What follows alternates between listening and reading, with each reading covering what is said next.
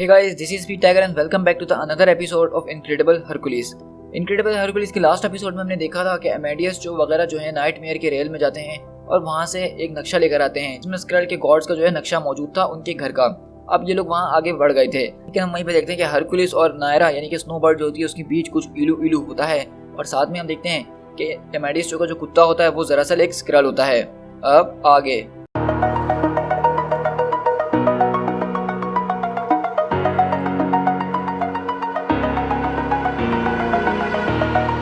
over the edge, feel like I'm floating through the air. The pain I felt is paid for, all is said and done. Oh, I am restricted, fixed upon the web. I need to kick the habit that my mind is breathing in. Break out, I've got to see. Spent all my life holding all of it closely. I played it innocent, a feel of discontent. I'm finally facing it all, fearless.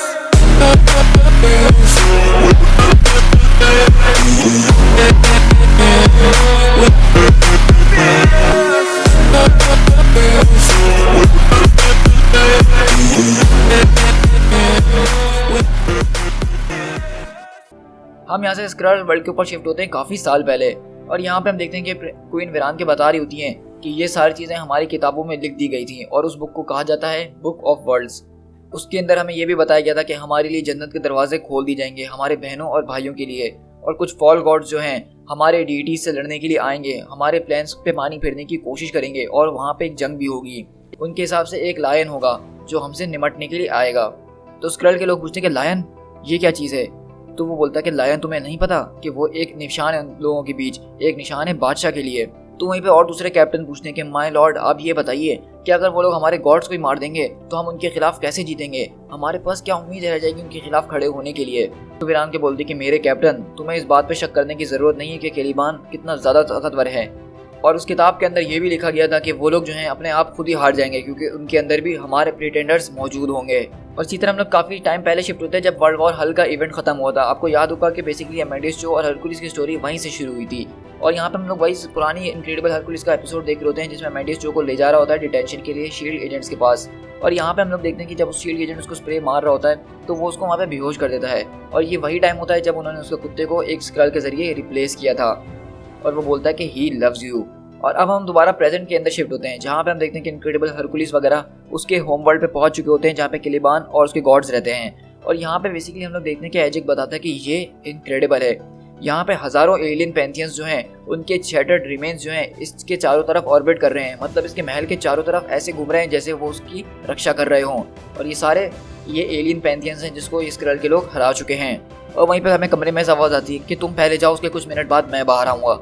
और यहाँ पे हम basically देखते हैं कि Hercules snowbird से बोल रहा होता है कि हमें एक साथ बाहर नहीं निकलना चाहिए वरना वो लोग पता नहीं मेरे बारे में क्या सोचेंगे। तो वो बोलती है कि हरकुलिस यार तुम कैसी बातें कर रहे हो, हम लोग गॉड्स हैं, हमारे एंसेस्टर जो थे वो तो किसी के साथ भी शुरू हो जाते थे, चाहे जानवर हो या भेड़ बकरियाँ हो या अपने बहन भाई क्यों ना हो। तो हरकुलिस बोलता है कि मुझे वो चीज़ें मत याद दिलाओ। तो स्नोबर्ड बोलती क्या हुआ हरकुलिस, तुम शर्मा रहे हो? तो बोलता है कि मैं और शर्मा रहा हूँ, मैं तो एक्चुअली अपने आप पे प्राउड फील कर रहा हूँ। तो बोलती है आखिरकार तुम्हारे साथ हुआ क्या है? तो हरकुलिस बोलता है कि देखो इस वक्त मैं इस टीम का लीडर हूँ और वो लोग मुझे इस तरह से देखेंगे तो ना जाने पता नहीं क्या सोचेंगे कि इस परेशानी के टाइम में मैं ये सब कर रहा हूँ। और इस तरह हमारा स्नोबर्ड जो है उसको अपनी सैंडल खींच के मारती है। और इस तरह हम देखते हैं कि वो जो कुत्ता होता है जो अभी इनके ऊपर नजर रखते हुए आ रहा था वो अचानक अमेडियस के अंदर ट्रांसफॉर्म हो जाता है और वो आता है गॉड ईटर के पास, डायमर्ज के पास, और उससे ऐसी बातचीत वगैरह करने की कोशिश कर रहा होता है। लेकिन वहीं पर डायमर्ज पीछे पलट के बोलता है कि बस मैंने देख लिया तुम्हें, जो तुमने अभी भी करा, ये लड़का वो नहीं है। और इसी तरह हम देखते हैं कि अमेडियस जो वहाँ पे शिप का स्टीयर घुमाता है और बोलता है कि ही लव्स यू, और इसी तरह वहाँ पे उनका पूरा जहाज इधर से उधर हिलना शुरू हो जाता है। तो वहीं पे इस तरह से हम लोग देखते हैं कि अमेडियस पूछता है कि किर्बी, मेरा डॉग किर्बी कहाँ है?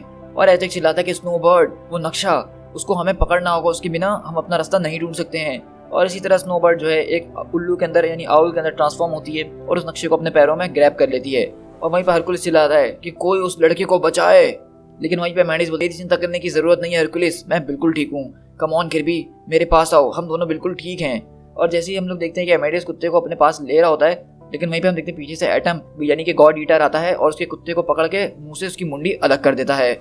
और वहाँ पे एमेडिस चिल्लाता है कि ये तुम आखिरकार क्या कर रहे हो, ये मेरा। तो वहीं पे वो बोलता है कि क्या तुम्हारा, ये एक स्क्रल है, ये तुम्हारा स्क्रल है ना, मैं शुरू से जानता था, मैंने इसको अपनी आंखों से चेंज होते हुए देखा था। लेकिन वहीं पे एमेडिस को यकीन नहीं हो रहा था कि वाकई में इसका कुत्ता जो था वो एक स्क्रल था।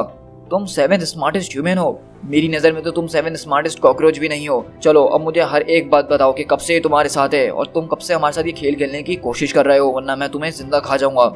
लेकिन वहीं पे हरकुलिस आता है, उसको लात मारते हुए बोलता है कि बस बहुत हो गया। लेकिन वहीं पे एटम भी बोलता है तो इस तरह से तुम अपनी दुनिया खत्म करोगे ग्रीक, एक बच्चों के हाथों ये सारी जिम्मेदारी सौंपना चाहते हो, जो कि हमें यकीन भी नहीं है इस वक्त कि वो ह्यूमन है भी है कि नहीं। तो हरकुलिस चिल्लाता है कि तुम्हें क्या लगता है कि वो एक स्क्रल है, उससे ज्यादा चेहरे तो तुमने बदले हैं। तो वहीं पर स्नोबर्ड बोलती है कि बस कर दो हरकुलिस, मिकाबोशी और मैं भी शेप शिफ्टर्स हैं, क्या तुम हमसे भी लड़ना चाहते हो, और क्या तुम वाकई में देखना चाहते हो कि किस तरह से वो स्क्रल गॉड अपने महल में बैठ के हम पे हंसता रहे। तो वहीं पे एजेक बोलता है कि हाँ बिल्कुल, अब वो जान चुके हैं कि हम लोग आ रहे हैं, अब हमें नए टैक्टिक्स की जरूरत है।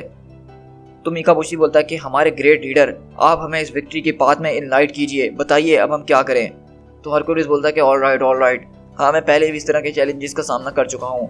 ऑफ कोर्स ये बात है उस रिवर गॉड एक्विलियस की, जो कि एक दुश्मन मेरा ऐसा था जो बहुत ज़्यादा स्लिपरी था, मैं इसके ऊपर ग्रिप बना ही नहीं पा रहा था कि मैं उसको मार सकूं। लेकिन मैंने फिर भी उसको एक जगह पे किनारे पे लगाया और बहुत ज़्यादा पंचेस मारे। उसके बाद वो एक सांप में चेंज हो गया और वो ये बात भूल गया था कि मैं तो पैदा होते ही सांप से लड़ता हुआ आया हूँ। लेकिन उसने अपने आप को फिर एक बुल में बदल दिया और उससे उसने एक मुझे सिर्फ बड़ा टारगेट दे दिया और कुछ नहीं। तो वहीं पे एजेक उसकी बात काटते बोलता है कि ज़रा एक मिनट, कहीं तुम ये तो नहीं कह रहे हो कि इस वक्त गॉड्स वर्ल्ड का लीडर जिसको अथीना ने खुद पिक करा है सारे पैंथीन के अंदर से, वो भी इसीलिए ताकि वो इंसानों की दुनिया को बचा सके और अपने दुश्मनों को ख़त्म कर सके, उसका प्लान ये है कि वो अपने दुश्मन को ढूंढेगा और उसको मारेगा। हरकुलिस बोलता है तो और नहीं तो क्या, तुम मुझसे और क्या चाहते हो, मैं चीज़ों को मारता हूँ और वो गिर जाती हैं, यही एक स्ट्रेटजी है जिसकी मुझे आज तक ज़रूरत पड़ी है। और परहैप्स अगर मुझे थोड़ा बहुत टाइम मिलता तो मैं नाइटमेयर जैसे दुश्मन के लिए अलग तरह से सोचता। लेकिन वहीं पे एमेडिस बोलता है कि एक्चुअली हरकुलिस तुम्हारे मारने वाले प्लान अच्छा था, क्योंकि हम लोग वहाँ पे देखते हैं कि अजीब व गरीब जो मॉन्स्टर्स के चारों तरफ ऑर्बिट कर रहे होते हैं इसके महल के, अब वो अचानक इनके ऊपर अटैक करना शुरू कर देते हैं और इस तरह वो लोग उनसे मुकाबला करते हैं।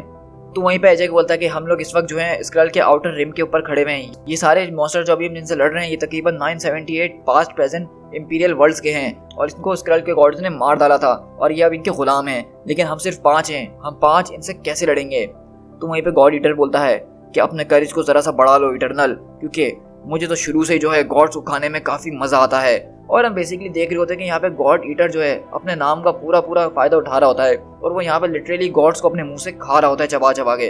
तो वहीं पे स्नोबर्ड बोलती कि अच्छा अब तुम लोग मजाक ही करते रहोगे या फिर ये भी पता लगाओ कि हमारे असली दुश्मन कहाँ हैं, हम इनसे लड़ने के लिए यहाँ पे नहीं आए हैं। तो वहीं पे गॉड ईटर बोलता है कि मैं जानता हूँ वो कहाँ है, हमें आगे बढ़ना होगा। तो स्नोबर्ड बोलती है कि बिल्कुल हमें आगे बढ़ना होगा।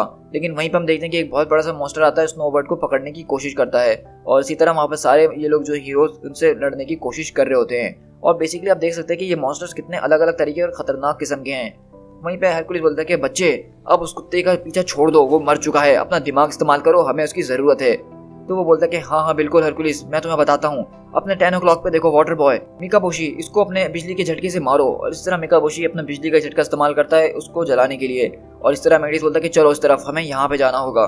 तो हरकुलिस बोलता है कि बहुत बढ़िया मेडियस, मुझे तुम पे पूरा यकीन था। तो एजेक बोलता है कि वाकई में हम लोग तो घूम फिर के महल से और ज़्यादा दूर आ गए हैं, करीब नहीं। तो मेडियस बोलता है कि रिलैक्स, ये हम एक ऑर्बिट के अंदर हैं और अगले 13.32 सेकंड्स के अंदर हम वापसी घूम के उसी जगह पे आ जाएंगे जो कि सबसे करीब होगी। लेकिन अचानक हम देखते हैं कि वहाँ पे एक इतना बड़ा मॉन्स्टर आ रहा होता है जिसके सामने ये लोग कुछ भी नहीं होते और उसके पीछे और भी काफ़ी सारे मॉन्स्टर्स। लेकिन वहीं पे जो है स्नोबर्ड बोलती है कि इन सबको छोड़ो और तुम लोग यहाँ से जाओ, इनको मैं यहाँ पे रोक के रखूंगी जब तक मुझसे हो सकता है। तो एमेडिस बोलता है कि नहीं, तुम्हारा दिमाग ख़राब हो गया है। और हरकुलिस बोलता है कि नायरा, ये करने की तुम्हें कोई ज़रूरत नहीं है।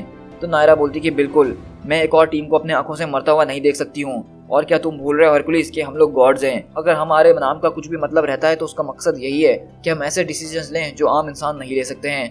दूसरों को लो अपने साथ और यहाँ से निकल जाओ ताकि मैं इस डेडलीस्ट क्रिएचर से अकेले लड़ सकूँ। और इस तरह हम देखते हैं कि वो इतना बड़ा जो मॉन्स्टर होता है अब उससे स्नोबर्ड यहाँ पे अकेले लड़ने के लिए रुक गई होती है। और इस तरह हरकुलिस वगैरह के ऊपर भी ये मॉन्स्टर्स अटैक कर रहे होते हैं तो एजेक वगैरह उसको पकड़ते हैं और यहाँ से लेके बाहर निकलते हैं। और इसी तरह वो लोग वहाँ पे जो है स्नोबर्ड को वहीं पे छोड़ देते हैं और वो लोग आगे महल की तरफ बढ़ जाते हैं। लेकिन हरकुलिस अभी भी उसी को देख रहा होता है। और वहीं पे एमेडियस बोलता है कि स्नोबर्ड। तो एजेक बोलता है कि अब क्या हुआ?